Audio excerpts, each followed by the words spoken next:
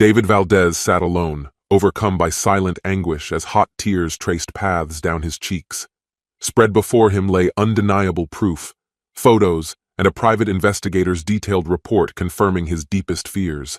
Amelia, his wife of nearly 30 years, had betrayed him. The weight of the revelation felt like a crushing blow, robbing him of breath and clarity. Divorce loomed on the horizon, inevitable and inescapable. Yet the road ahead was fraught with complications. Amelia wasn't just his spouse. She was a sitting congresswoman, actively campaigning for re-election. Her political career was bolstered by a web of powerful allies, and one of those allies appeared prominently in the damning evidence. The scandal wouldn't just obliterate her reputation, it had the potential to bring down others tied to her network. And David knew that if he wasn't careful, he could be swept into the chaos. For months he had felt an unease gnawing at him. Though he tried to dismiss it, the signs were clear.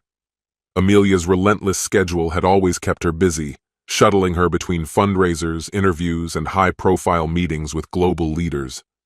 He had told himself that her distant behavior was simply the price of her ambitious career, yet her coldness toward him had grown sharper.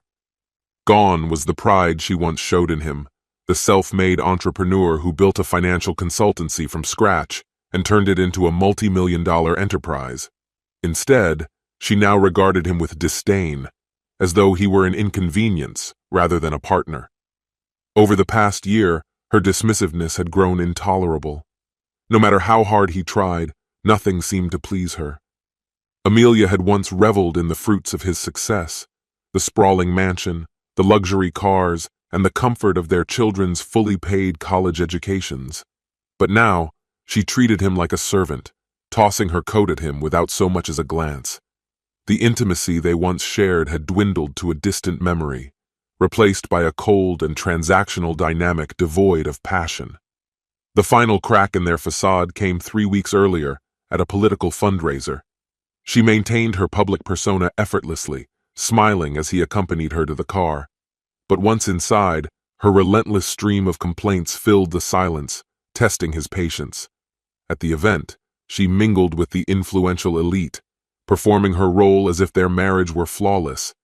Yet when the cameras disappeared, so did her pretense. She barked orders at him like a subordinate, demanding a drink rather than asking for one. At the bar, David overheard a conversation that would shatter any illusions he still harbored about his wife. 2 young men spoke in hushed yet excited tones. "You think she'll actually go through with it here?" one asked. "Definitely," the other replied confidently. "No way, not with her husband here. That's why I brought my camera.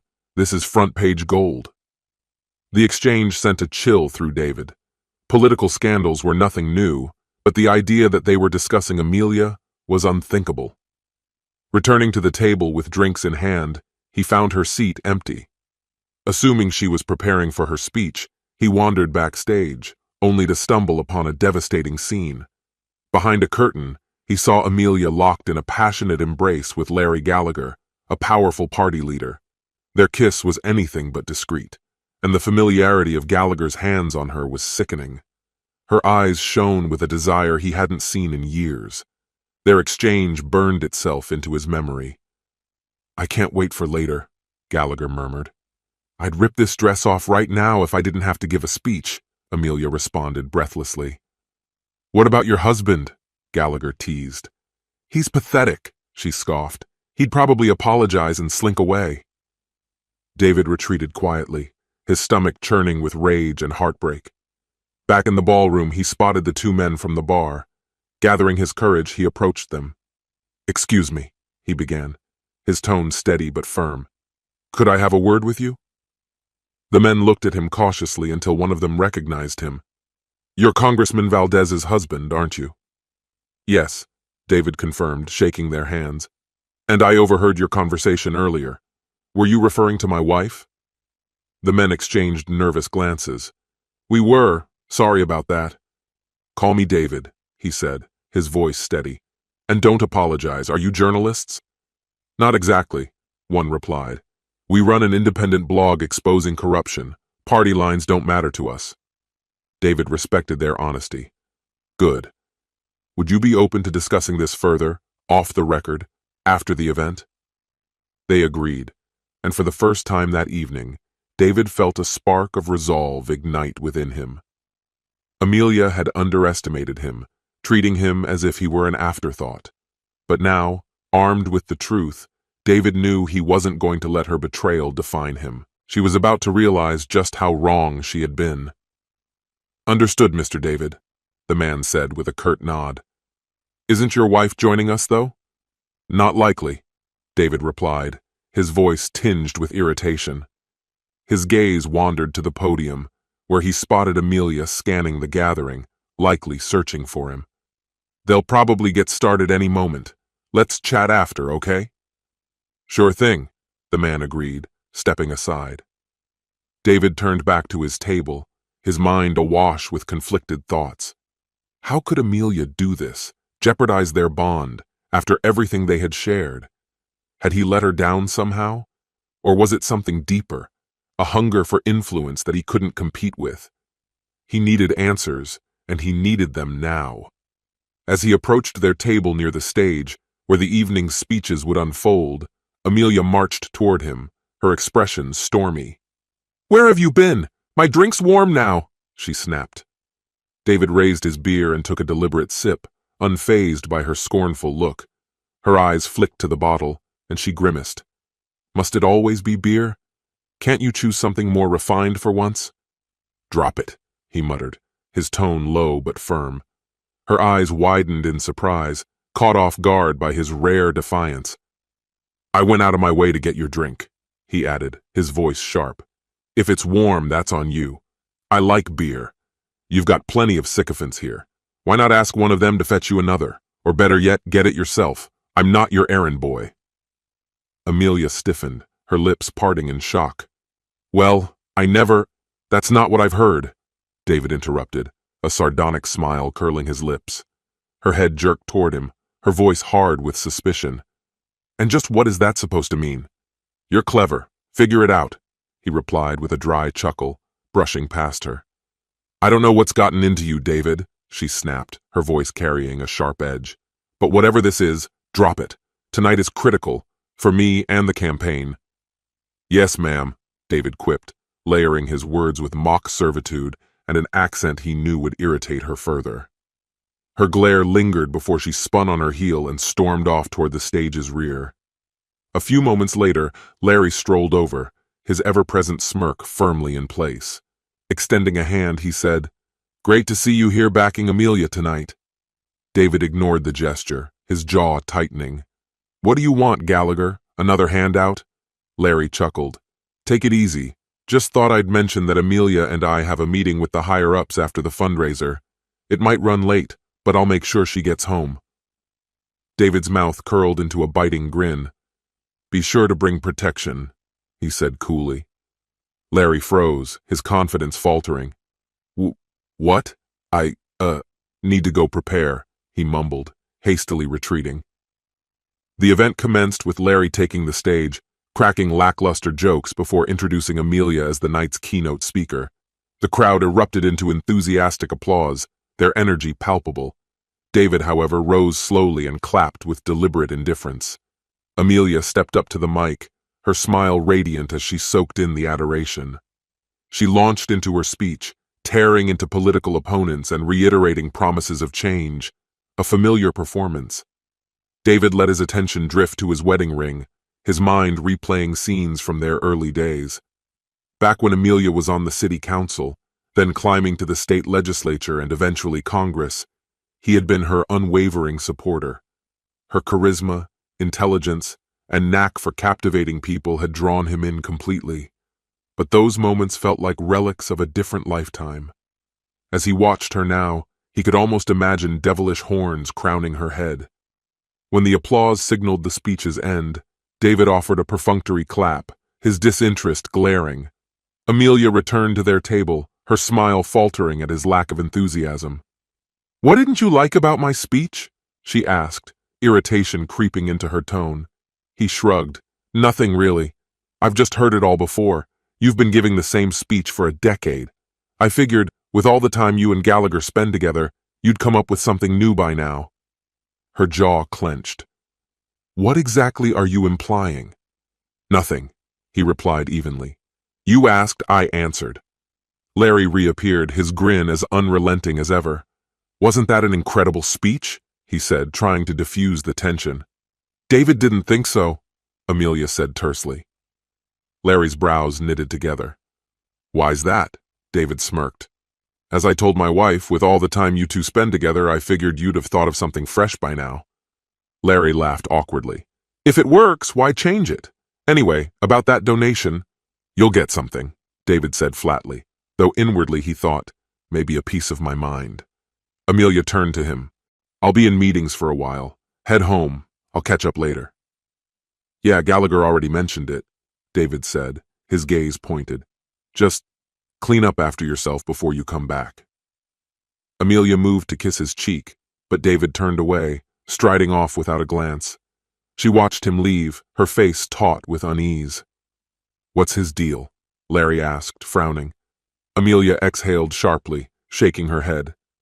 I don't know, she admitted, though her voice wavered with anxiety. He had never acted like this before. Was he catching on? Impossible, she reassured herself. He was far too rigid in his thinking to even entertain the idea. I don't know, she said cautiously. We have to proceed with care. A scandal is the last thing we need. Larry chuckled, exuding confidence. Relax. He's completely in the dark and will stay that way. If you say so, she replied, still uneasy. But I know my husband. Something's bothering him. Just keep him content in the mornings, Larry teased. That'll keep him off your back for months. Now let's get going. She didn't respond, her attention shifting to her husband, who was engrossed in conversation with two unfamiliar men. Who were they, and why was David so eager to talk to them? As she walked away with Larry, an unsettling dread crept in. Was her marriage falling apart? Elsewhere, David introduced himself to the two men, Kevin Hopkins and Brian Robinson. So, he began, his tone serious. What information do you have for me? Kevin hesitated before speaking. There are rumors circulating on Capitol Hill about a certain congresswoman having an affair. David felt his stomach lurch. Are you suggesting that congresswoman is my wife? Kevin nodded reluctantly. Yes, and one of her supposed partners is a man named Larry Gallagher. David's breath caught. How many? His voice faltered. How many men are we talking about? Kevin looked uncomfortable. At least 5, from what we've heard. There are even claims she's traded favors for political endorsements and donations. David's expression hardened. Rumors are just that, rumors. Brian interjected. We're aiming to catch her and Larry together tonight. Maybe even secure photographic evidence. David's eyes narrowed. You seriously believe they'd risk being caught at a public event? Larry's known for liking risky encounters, Brian explained. The more public, the better. David clenched his fists. I saw them embracing earlier and overheard plans to meet at the Marriott on the beach. From what I gathered, it's a regular spot for them. Kevin exchanged a look with Brian. We'll follow up, he said. Can we get your contact information? David handed over his business card, his face grim. Keep me updated before you release anything. We will, Kevin assured him. You have our word. Tomorrow then? David asked, his voice heavy with resignation. Yes, tomorrow, Brian confirmed. Leaving the event, David was consumed by anger and betrayal. At home, he started reviewing their financial situation, knowing divorce often worked against men. Quietly, he began securing his assets. He also investigated Larry Gallagher, learning the man's previous marriage had ended due to infidelity. While the rumors about Amelia and Larry were vague, David resolved to gather undeniable evidence before taking any action. That night, David lay awake, his mind racing with possibilities. Divorce seemed inevitable, but he refused to act on unverified claims. He decided to confront Amelia only once he had solid proof. For now, he would wait. Unable to sleep, he turned on a movie but couldn't focus. Eventually, he drifted off, only to wake abruptly when Amelia came home. It was 3 a.m., and she looked disheveled, her hair untidy, her clothes wrinkled. Without saying a word, she undressed and locked herself in the bathroom. As he heard the shower running, David got out of bed. Suspicion gnawed at him as he examined her clothes, catching the unmistakable scent of Larry's cologne. Feeling sick, he opened her purse and retrieved her phone. They had never locked their devices, so he easily accessed her text messages. What he found crushed him, an array of flirtatious and explicit exchanges with Larry. One message from Larry stood out. "So, are you going to humiliate your husband?" Her reply cut like a knife. "Of course, like always." Stifling the urge to vomit, David forwarded the messages to his personal email and carefully returned her phone. When she came back into the bedroom wearing a short bathrobe, looking radiant despite the late hour, his heart ached. How could someone so beautiful be so cruel? "You're still awake?" she asked, sliding into bed. "I thought you'd be asleep by now." "I had a lot on my mind," he replied evenly. "Did you and Larry accomplish much?" she asked nonchalantly. "Oh, plenty," David said. "By the way, I'm making a big change at the company." "Really? What kind of change?" she asked, her curiosity piqued. "I'm implementing a daycare program for employees with kids," he said. Her eyes widened. "What made you think of that?" "You did," he replied, a hint of irony in his tone. "You've always said companies should do more for their workers. It hit me that you were right." Amelia forced a smile, but David caught the unease in her eyes. He held her gaze steadily, silently vowing to uncover every last truth. "After thoroughly assessing our financial standing, I realized things are far better than I had anticipated. My retirement account has grown significantly this year, and our savings have expanded more than expected. Because of this, I decided to lower my salary by 30%. "Excuse me? You made that decision without consulting me first?" Amelia exclaimed, her disbelief clear. "Actually, it's because of you," David said calmly. "How often have you argued in your campaign speeches that executives should reduce their pay to help employees? I'm just aligning my actions with your ideals." "That 30% could be used to raise wages or enhance employee benefits," she countered. "And besides, you don't hold an executive role in the company, so you can't make these kinds of decisions on your own." "Are you saying I'm not being a good role model?" David asked, flashing a playful smile. "That's not what I'm saying, David," she sighed. "But we usually discuss decisions like this together beforehand." "Extraordinary times call for bold moves," he replied. "Anyway, we've already paid off the house, your car is brand new, and the kids' education is completely covered. Your congressional salary is solid, and if you chose to retire now, your pension would be generous. Honestly, we could both retire and dedicate the rest of our lives to traveling." He leaned closer, his tone soft and inviting. "Why not take this opportunity while we're still young and can enjoy it? Imagine, no stress, just the two of us exploring the world, living out our dreams." "But what about my campaign?"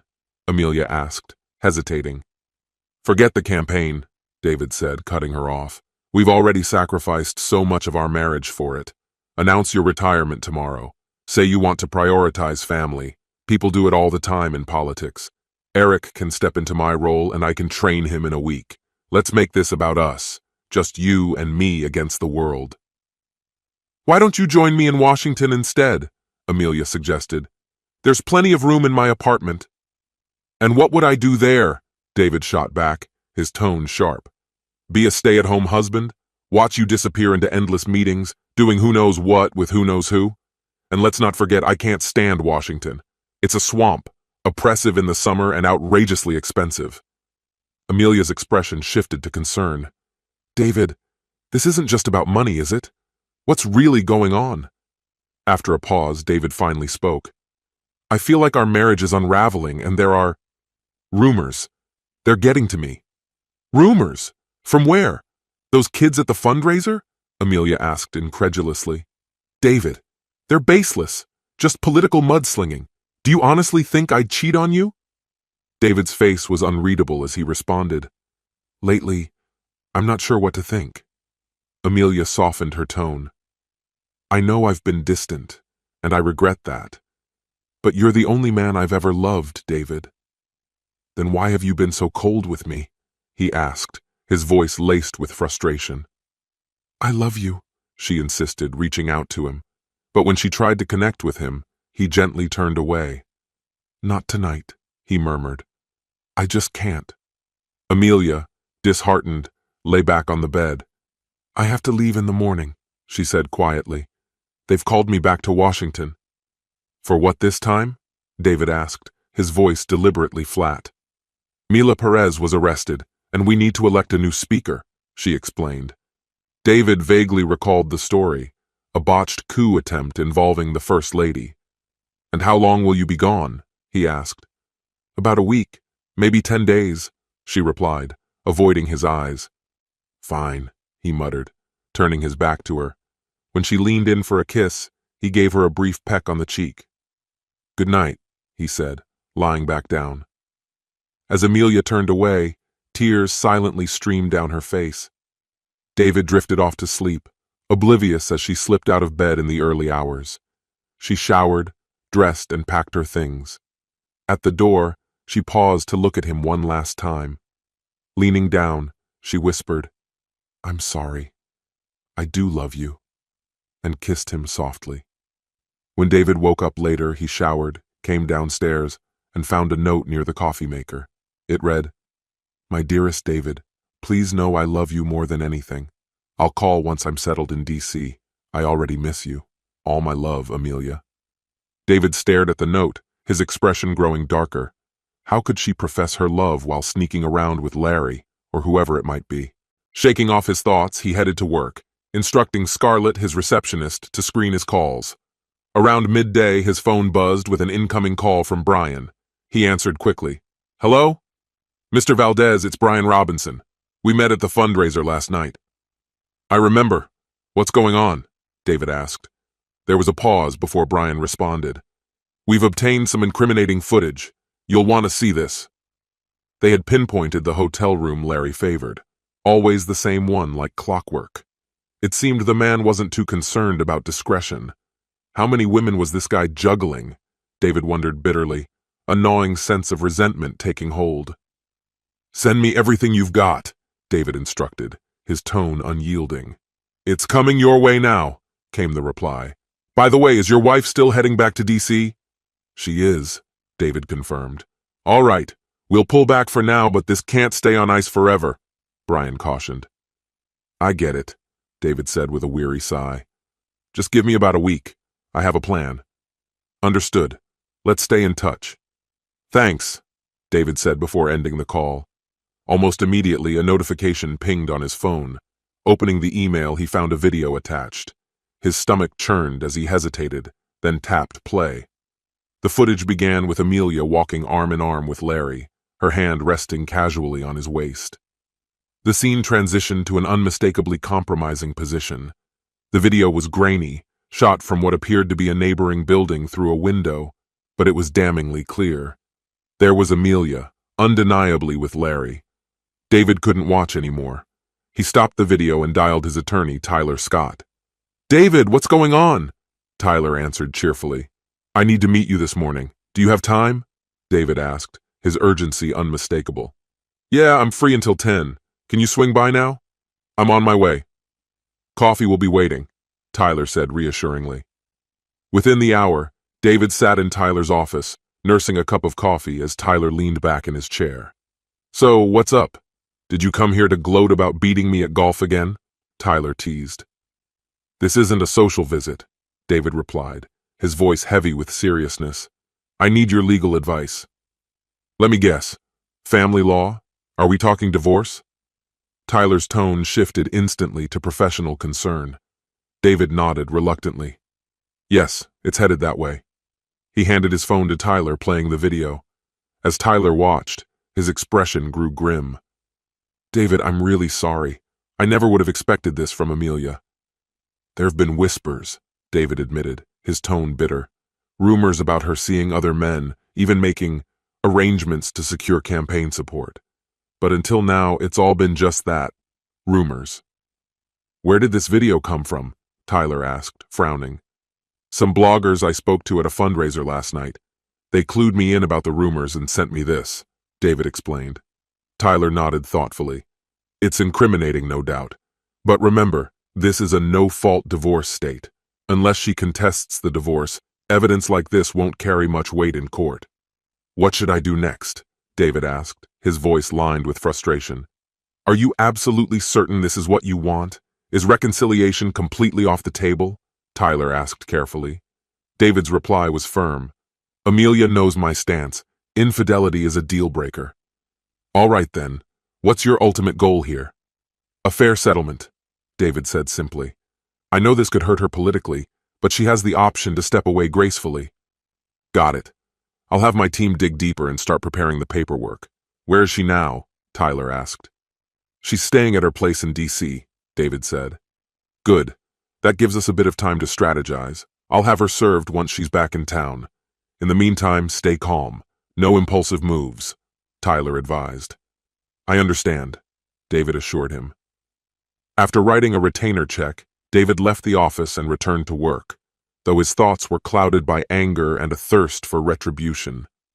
That evening, his phone buzzed with a call from Amelia. Hey, I just got in, she said, her tone casual. How was the flight? David asked, keeping his voice neutral. Not bad. Things are crazy here. I'll call when I have a moment, she said. All right, take care, he replied evenly. Before hanging up, she added, Oh, about what you mentioned last night, I've been thinking. Maybe after the election we could take a long trip. How about Australia? We'll see, David responded flatly. Okay, love you. Yeah, love you too, he replied, ending the call. His mind raced with suspicion, wondering where she really was and who she might be with. 2 days later, Tyler called, his voice charged with energy. David, we've uncovered something big.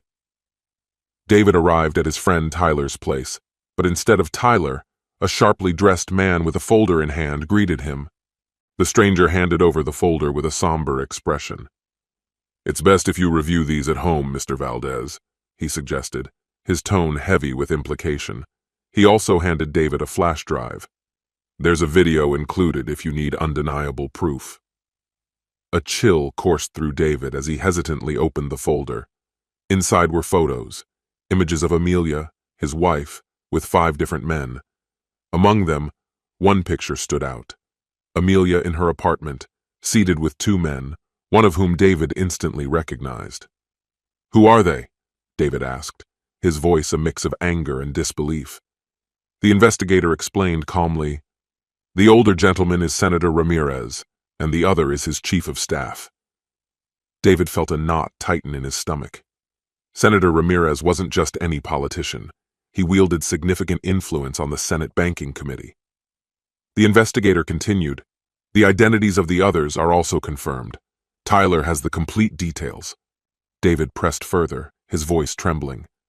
And the allegations about her using intimacy for endorsements or political favors? The investigator hesitated before replying. We couldn't prove it conclusively. However, we did document an exchange, a handoff, between your wife and a prominent union leader. It happened shortly after one of these pictures was taken. He pointed to another image, which showed Amelia with a familiar face, a man David had often seen on the news, the union boss. The weight of the betrayal was suffocating. David's eyes welled up with tears. He muttered under his breath, Amelia, how could you? The investigator broke the silence. We can continue surveillance if you'd like, Mr. Valdez. Everything we've gathered, including these images, will be sent to your lawyer. Tyler holds the originals and the full report. David nodded grimly. Do what needs to be done, and don't stop with her. Go after the others, too. They're not walking away unscathed. Tyler, now entering the room, placed a hand on David's shoulder. I'll back you up, but listen to me. Take a moment to breathe. This is a lot to process. David's response was firm. No. Hit them hard. We'll deal with the fallout later. Tyler sighed. All right, but don't act recklessly. You've already been hurt enough. The investigator added cautiously, There's something else to consider. We have the evidence, but we don't fully know her reasons. One recording caught Senator Ramirez alluding to having leverage over her. There's a chance she's being coerced or blackmailed. David's face hardened. If that were the case, she could have told me. I would have done anything for her. Instead, She chose deceit. Despite the investigator's well-meaning caution, David knew the damage to his marriage was irreparable. His focus shifted toward finding closure. Thanking the men for their work, he left the meeting. "Stay careful," Tyler called after him. "I'll keep you posted." Back at home, David poured himself a glass of whiskey, attempting to drown the pain. In the solitude of his dimly lit study, he pored over the photos and the report. Anguish gripped him, but amidst the sorrow an idea began to form, something decisive yet not vengeful in the traditional sense. It was a way to close the chapter with finality. Grabbing a notepad, he began sketching out a plan. The checklist grew, and over the next few days, David immersed himself in preparations. While some aspects stretched his finances, he didn't care. To him, it was worth every cent. When he finally shared his plan with Tyler, his friend was taken aback but impressed. "Honestly, this is genius," Tyler admitted. "Wish I'd thought of it." David enlisted 2 other trusted friends, Brian and Kevin, who eagerly offered their support. Meanwhile, Amelia remained silent. The lack of communication stung, but David accepted it as confirmation of her choices. 6 days after she'd left, he decided to break the silence and called her. When she answered, her voice was casual, almost indifferent. "David, hey, what's up?" David ignored her tone. "I was wondering when you were planning to come back." Her response was hurried. "I'm stuck here for a few more days. It's been insane with the hearings." David wasn't fooled. Congress was already in recess. "Really? I thought the House adjourned." "Technically, yes, but some of us have to stay back," she stumbled. "Hope that's okay?" "Do I have a choice?" he asked coolly. "You do realize our 30th anniversary is coming up, don't you? Or are you planning to miss it again?" Her voice softened, almost apologetic. "No, I'll be home for that. Promise." David pressed. "Should I come to DC and bring you back?" Her response was swift. "No, I'm just swamped right now." "Fine," David replied curtly. "Just give me a day or two's notice." "Of course," she said hastily. "I'll call you tomorrow." "Promise?" he asked, skepticism dripping from his words. "Yes," she assured him. "I promise." David couldn't resist a final remark. "Good. This one's special. I've made plans. Your constituents would love to see you celebrating 30 years of marriage, wouldn't they?" Amelia hesitated before agreeing. "That sounds wonderful. I'll call tomorrow." As David ended the call, a faint smile crossed his lips. His plan was already in motion. Amelia relished the idea of basking in everyone's attention as she marked her anniversary. It came naturally, requiring little effort on her part.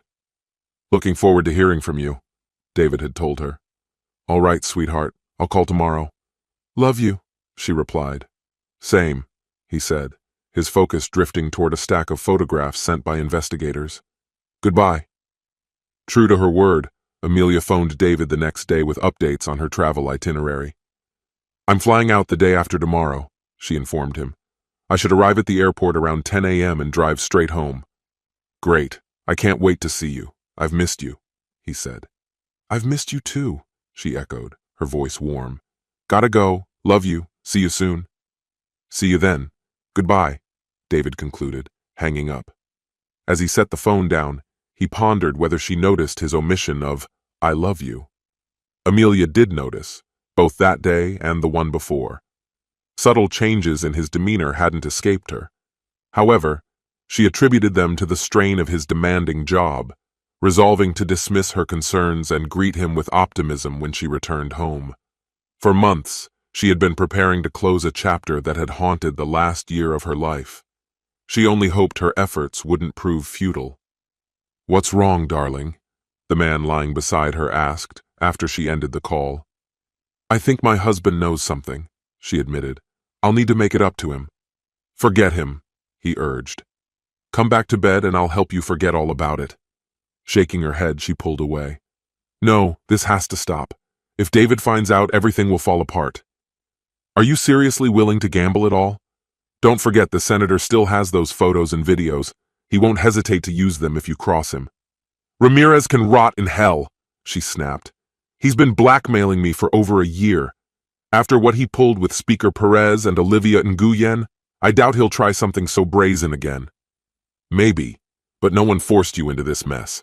No one made you give his chief of staff a lap dance either. What would your husband think if he saw those pictures?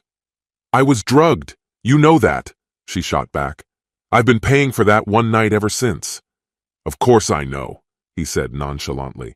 Who do you think ensured you were drugged in the first place? Horrified, she stared at him. I wouldn't have done any of it if it weren't for you. You and Ramirez have exploited me long enough, but I'm done. Get out. And why would I do that? Ramirez owns your career. If you defy him, forget about re-election. I'd rather lose my career than lose my marriage, she declared. David still matters to me, even if he doesn't to you. Now leave. Grudgingly, he dressed. You're making a mistake. Ramirez won't take this lightly. Think about what's at risk for you, and for your husband. Get out! She screamed, hurling a shoe in his direction. He dodged it, muttering as he left. Neither realized the entire exchange had been caught on video. Left alone, Amelia collapsed onto the bed, tears streaming down her face. Life had spiraled out of control since that fateful party over a year ago. Drugged and coerced, she had no memory of the night but awoke to damning photos and a blackmail scheme orchestrated by Senator Ramirez. He demanded her silence and compliance, threatening to ruin her life and marriage if she refused. The facade grew harder to maintain as her respect for David waned. Over time, infidelity became less about submission and more about escape. Ramirez's associates, including Larry, took advantage, further entangling her in their schemes. 2 days later, Amelia boarded her flight with a sense of finality. She vowed to confess everything to David and prayed he could forgive her. Meanwhile, David was preparing for his own revelation. Delegating his responsibilities to his second-in-command, he addressed his staff, announcing an indefinite leave. Though saddened, they supported his decision. On the morning of Amelia's return, their home buzzed with activity. News vans crowded the driveway, and the day's newspaper carried a cryptic announcement that sparked speculation. Friends, family, and reporters assumed it was part of an elaborate celebration for their 30th anniversary, though an air of mystery lingered. David explained the situation privately to their children, who were both devastated and enraged. Still, they agreed to maintain a relationship with their mother, recognizing she would need their support in the days to come. As Amelia's plane landed, she retrieved her luggage and called David. Hi, sweetheart. I just landed and should be home soon. I've missed you. I'm here, he said curtly before ending the call, leaving her uneasy. Driving toward their home, she felt a growing sense of dread. Upon arriving, the sight of a packed driveway, complete with news crews, confirmed her fears. Clutching her keys tightly, she stepped inside, her heart sinking. Amelia speculated that perhaps David had orchestrated a surprise anniversary event. As she stepped into the garage and entered the house, she was greeted by a tall man in a tuxedo at the door. She admired the effort, presuming this was all part of David's grand plan. Without a word, the man gestured for her to follow him. As they walked through the house, Amelia's unease grew. Every family photograph was draped in black ribbons, an unsettling and ominous sight. The man led her to the backyard, now transformed with rows of chairs arranged neatly. Many were already occupied. Scanning the crowd, she noticed Larry sitting near the back, his expression tight with unease. At the front of the gathering, a small table stood beside a portable curtain that concealed something she couldn't discern. A news camera was stationed at the rear, reporters scribbling furiously in their notebooks. Amelia also recognized 2 bloggers she had recently seen covering a fundraiser. An inexplicable dread settled over her. When the man escorted her to the front row, she found herself seated beside her children. Reaching out to hug them, she was taken aback as they pulled away, their faces etched with cold anger. "What's happening?" she asked, her voice trembling. Logan, her son, fixed her with a glare. "You know exactly what this is about, Mom." She turned to her daughter, seeking clarity. "Avery, what's going on?" Avery's tone was sharp and unyielding. "Don't pretend you're clueless. Not now." Before Amelia could demand further explanation, David appeared on the patio. Rising instinctively, she hesitated when he motioned for her to remain seated. He walked to the front, positioning himself between the table and the veiled object. His expression was formal, his tone heavy with resolve. "Thank you all for coming on such short notice," he began. "As most of you know, Amelia and I were supposed to celebrate our 30th anniversary this week. Regrettably, that celebration will not take place." Amelia's heart sank, her worst fears materializing in an instant. David continued, his voice steady but weighted with deep emotion. "For 3 decades I have loved my wife. I stood by her side as she built her career, supported her ambitions, and together we raised 2 wonderful children. I believed we would grow old together, but over the past year something happened, something no husband should ever have to endure."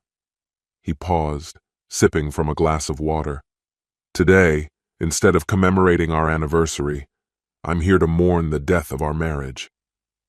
A collective gasp rippled through the audience as a man approached Amelia, handing her a manila envelope. "Amelia Valdez, you've been served," he declared. Overwhelmed, Amelia accepted the envelope, tears streaming down her face. The man's voice was unyielding. "Your rings, please." With trembling hands, she removed her wedding and engagement rings, handing them over.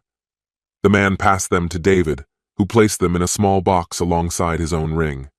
Facing the crowd, David spoke again. "When we lose a loved one, we honor them with a memorial. Today I am holding a memorial for my marriage. It didn't pass naturally. It was destroyed, and my wife bears responsibility, along with others." His piercing gaze fell on Larry at the back of the crowd. The implication was clear, and all eyes turned to Larry, who seemed paralyzed with fear. Before he could move, another man approached him, handing him an envelope. "Larry Gallagher, you've been served." Larry's face drained of color as he cast a desperate glance at Amelia, the weight of disgrace pressing down on him. David picked up their marriage certificate, holding it aloft. "This once represented everything we built together. Now it means nothing." He set the paper alight, watching it burn before placing the ashes into a ceramic urn. The urn joined a collection of symbolic items inside an open coffin, revealed as 2 men drew back the curtain. Amelia's wedding gown, David's tuxedo, their wedding album, and cherished photographs lay within. Finally, the rings and urn were added, and the coffin was sealed. Silent sobs racked Amelia's body as she sat frozen in disbelief. She had planned to admit her wrongdoings and plead for forgiveness, but now reconciliation seemed impossible. A reporter's voice broke the silence. "Mr. Valdez, isn't this extreme? Couldn't you work through this?" David's gaze shifted to the reporter, his tone sharp. "Are you married?" The reporter shook his head. "No, sir." "Do you have a girlfriend?" "Yes." "Do you love her? Do you plan to marry her?" "Yes, sir." David's voice grew colder. "Then marry her. Love her faithfully for 30 years. Build a life with her, share everything, and face life's challenges together. Then, when she betrays you, come back to me. Only then will you understand." The reporter lowered his head, silenced. Another voice emerged from the crowd. "What's next for you, Mr. Valdez?" David's eyes swept over the gathered faces. "I'm moving forward. Without her." And with that, the ceremony ended, leaving Amelia to confront the shattered remnants of her choices and the life she had destroyed. I had always imagined that retirement would mark the beginning of an adventurous journey around the world with my wife. It was a dream tucked safely in the distant future. But life, with its relentless unpredictability, demanded a change of course far earlier than I had ever anticipated. The journalist scribbled a few notes before leaning back in his seat. "If everyone could please follow me," David instructed, addressing the small crowd. 6 men stepped forward, their movements deliberate as they surrounded the casket perched on a wheeled cart. Without a word, they fell into step behind David, heading toward the farthest corner of the property.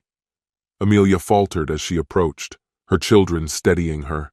Her eyes fixed on the 6-foot-deep grave, its raw edges stark against the serene backdrop of her beloved garden. A mound of dirt loomed beside it, and a compact excavator stood nearby, waiting to complete its somber duty. The men guided the casket to the grave's edge, then carefully lowered it into place using thick, reliable ropes. Once it settled at the bottom, David stepped forward, his expression unreadable. He let a black rose fall from his hand, followed by a handful of dirt. His voice, barely above a whisper, carried the ancient refrain, "Ashes to ashes, dust to dust." Stepping aside, David gestured to the machinery operator, who began the process of filling the grave. Only then did Amelia notice the headstone. Her breath hitched, and her knees buckled as she read the inscription, "Here lies the marriage of David and Amelia Valdez." A cry erupted from her, raw and anguished. "No!" she screamed, her voice breaking under the weight of her sorrow. She staggered forward and collapsed against the headstone, clutching it as if it were the only thing tethering her to her unraveling world. Sobs racked her body, uncontrollable and primal, as she pounded her fists against the cold, unyielding stone.